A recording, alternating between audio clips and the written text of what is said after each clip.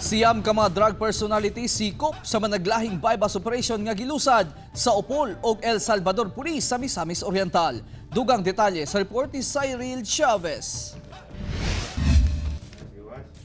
Himas rehas karon sa Opol Municipal Police Station ang 7 ka mga tawo human masikop sa managlahing bypass operation.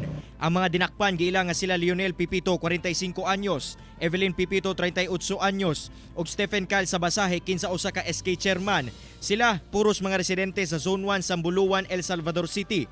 Sikop sab sa laing operasyon si Wilbur Reyes nga taga Purok 1 Alubihid, Misamis Oriental ug Marlon Daculiyat nga taga Zone 4B Igpit sa Opol. Samtang dakpan sab si Bernard John Cañete taga Bunbon ug si Kevin Intervention nga taga Bara sa Opol. Nakuha gikan sa mga sospek ang dili moubos sa 20 ka sachet sa gituwang sabu. So dili gihapon na mo iwala kami nagkasabot mi. Nga dili na mo walaon gyud nga ang possibility nga basin na ara ko sa ba.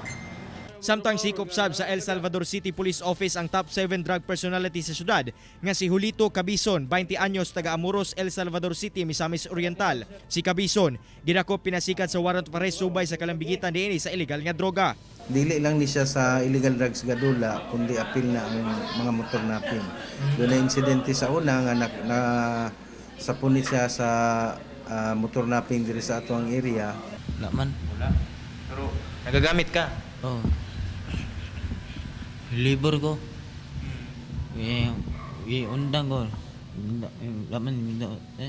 Kauban si James Yap sa kamera. Ako si Cyril Chavez para sa One Mindanao.